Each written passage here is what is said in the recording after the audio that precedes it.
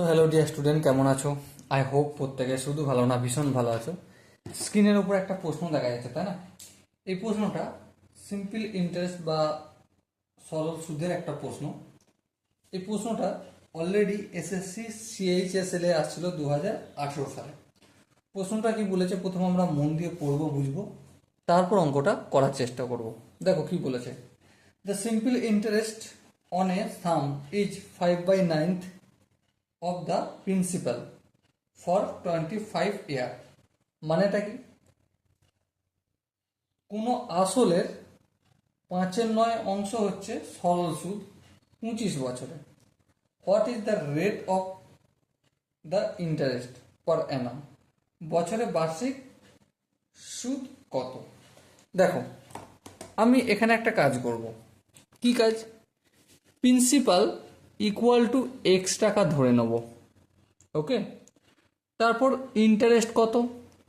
আসলের কত ভাগ? 5/9, তাহলে এক্স এর 5/9 মানে কি হবে? 5x/9 হবে। হ্যাঁ, টাইম কত? টি ইকুয়াল টু 25 ইয়ার। তাহলে দেখো, আমরা যদি নির্ণয় করি রেট অফ ইন্টারেস্ট, নির্ণয় করতে হবে। এখানে তো একটাই সূত্র, কি সূত্র? I equal to P R T by 100।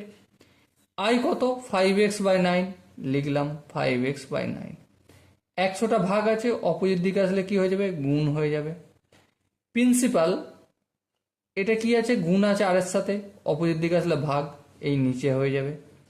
টাইমটা আর এর সাথে গুণ আছে, অপোজিট দিকে আসলে ভাগ, তাহলে এই নিচে হয়ে যাবে। ইকুয়াল টু কি পেলাম? Rate of interest. এবার দেখো, এই এক্স কেটে যাবে।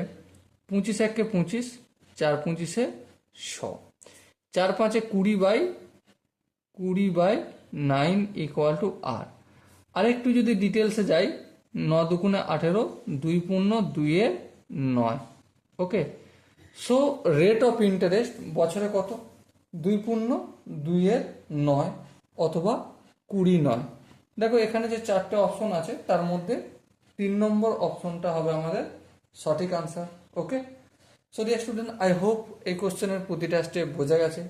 যদি কোনো স্টেপ বুঝতে অসুবিধা থাকে, ডাউট থাকে বা কনফিউশন থাকে, কি করতে হবে? কমেন্টে জানাতে হবে।